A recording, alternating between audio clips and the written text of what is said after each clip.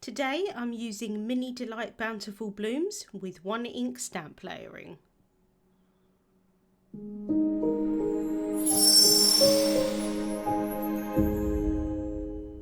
Hello there, Michelle Short here with Terrific Tags with Michelle. I'm here on the Altenew channel on the first and third Saturday of the month. If you enjoy my videos, I invite you to subscribe if you haven't already. So let's get started. This is the Mini Delight Bountiful Blooms stamp and die set. I'm just going to be using 1 shade of ink for my stamp layering today, and I'm using the Ocean Dreams Fresh Dye Ink Mini Cube set. This is the colours from Amy Tangerine. They're absolutely beautiful, but as you can see there are not 2 shades of each colour, so I'm going to do a little trick so that I can use just the 1 ink shade but darken it as I go. So I'm started off by taking a panel of classic Crest £110 solar white cardstock, and I've placed that in the stamp wheel. I'm then taking the leaves and the stems image from the set. This is the base layer. I've placed that onto the cardstock, and now I'm bringing in the top flip plate of the stamp wheel, popping that in place to pick up that stamp. I'm then going to condition the stamp using a stamp conditioning eraser. This is quite a solid image, so I want to make sure that that ink is going to adhere to the stamp really nicely, and that just helps with that process. I'm then taking the Let Us Celebrate ink, absolutely fabulous name for an ink pad colour. I'm inking up this stamp really well with this colour. I want to make sure that I only need to stamp it once and that I don't need to double stamp it, because otherwise I'm going to make the ink darker, and I didn't really want to do that. So I made sure to ink up that stamp really well, and then I can press that down onto the cardstock. For some reason today when I was filming, I decided to press down a lot longer than I actually needed to in the stamp wheel. I could have lifted it off much earlier than that, but for some reason I decided to do it that way. So I've got a really lovely impression. I can then bring in the flower here for the left hand side, and it just fits in really nicely into that notch on the leaf, which is really great, so it's quite easy to line up. I can then bring back that top flip plate, pick up that stamp. I can flip over the plate, and then I'm going to do the same thing, bring in that stamp conditioning eraser. These images are quite solid for the bottom layer, so I do want to make sure that I get a really nice impression with the ink. And for this one I'm going to use Easy Breezy, really lovely turquoise pool colour. So again, just inking that up really well. I can flip over that plate, and then I can stamp that down onto the cardstock. And again, I decided to press down for what seemed like a massive amount of time. Once I was finally happy with the impression, I can pick that up. And then I'm just doing the same thing for the other flower on the right hand side. The trick to using only 1 shade of ink for stamp layering is to make sure that the inks are dry in between the layers. So I'm using a heat tool here, and I'm heating up those inks so that they can dry a little bit quicker. I'm heat setting from the front and the back.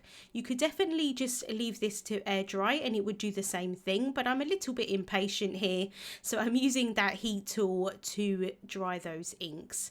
I've then popped that back in the stamp wheel, and it did warp a little bit, but because of that sticky mat inside of the stamp wheel, it's not going to shift or anything like that, which is really helpful.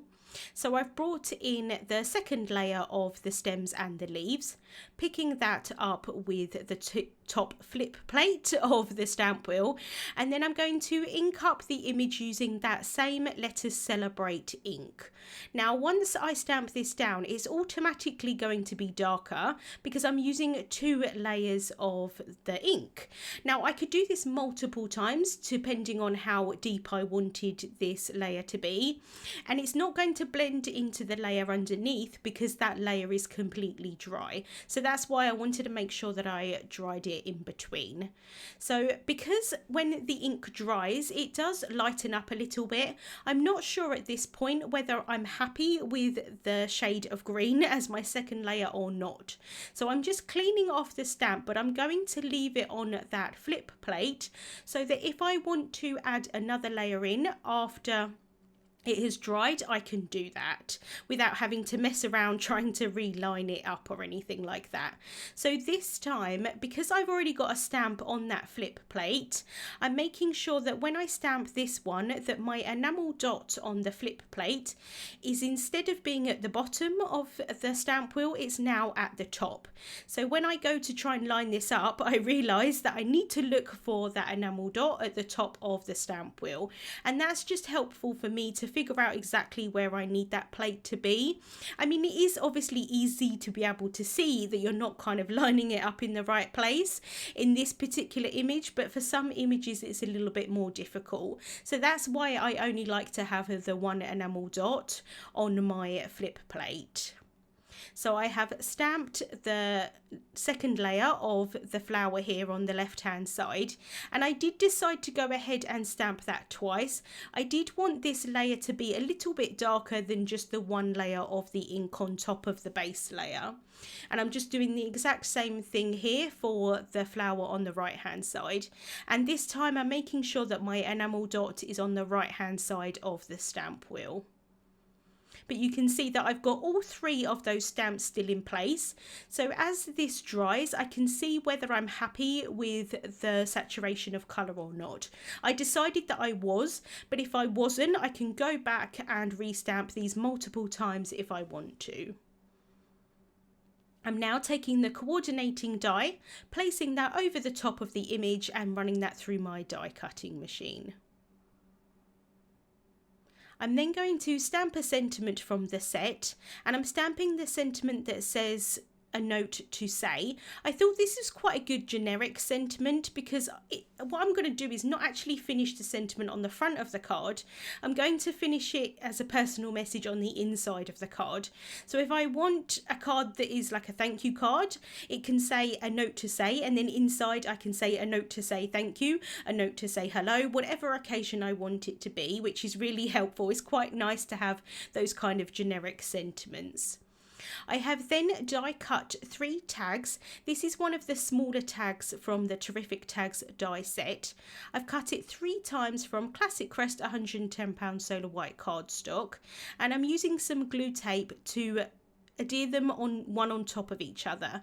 This is going to give me some dimension onto my card. I didn't want to add it on with foam tape because I'm adding the flower on with foam tape, and I thought it would be quite nice just to have some different variations of heights of layers. I'm then taking the Essential black and white paper pad. This is one of my favourites, and I'm just cutting some small strips of this. I want to have a couple of strips just hanging out from either side of the tag. I have done this before, and it helps to just kind of ground the tag onto the card and make it not look like it's kind of floating there. So just cutting 2 pieces of this paper here. I really love the black and white striped. I think it goes with any colour combination. I'm then taking some black twine, and I'm going to thread that through the top of the tag and tie that in a bow. My design for this card came from kind of like the inspiration for it came from Tania Nelson, who is also on the Altenew design team, and she often uses tags kind of like a layer. She actually adds quite a lot of layers onto her cards, but does it in a clean and simple way, and she often uses tags, and I thought that I would try and do that today as well. Ordinarily I would just automatically add that flower into the center of the tag and that would be it, but for today, because I'm using her inspiration, I'm actually kind of offsetting it and using the tag just as a base layer for the design of the card. So I really love how it turned out. So thank you so much, Tania, for your inspiration. I've added some glue tape onto the back of these paper pieces, and I haven't actually added that tag down yet, but I'm trying to be careful not to move it around while I add these paper strips behind. And like I say, it's just going to ground it a little bit, just add a little bit extra onto the card design. So just popping this one here underneath the tag, using some tweezers there just to help me pop it underneath. And then once I'm happy with where they are, I can add some glue tape onto the back of the tag, and then I can pop that down on top.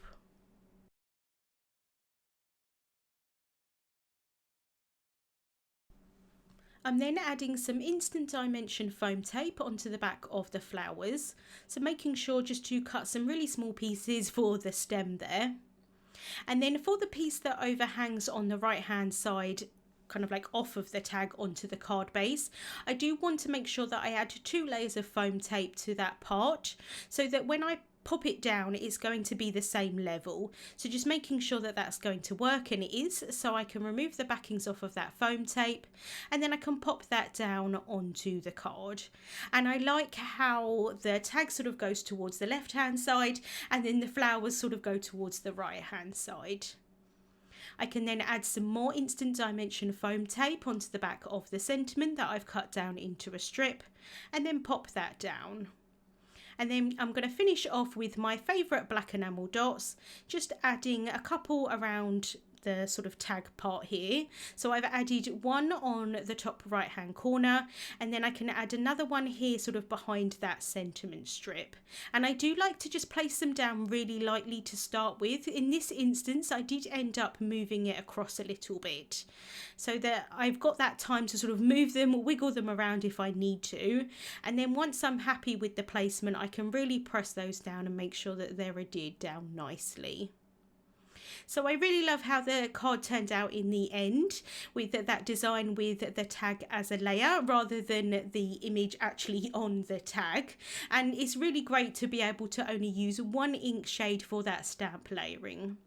Links to the products that I used will be listed in the description bar on YouTube and also over on the Altenew blog. Thank you so much for watching, and I hope you have a wonderful day. Hey there, Lydia here. I really do hope that you've just enjoyed the video. If so, please subscribe to the Altenew YouTube channel. Also, turn on the notification bell so you can get your daily dose of crafty techniques and tutorials just like this. Thank you so much for watching. Bye-bye.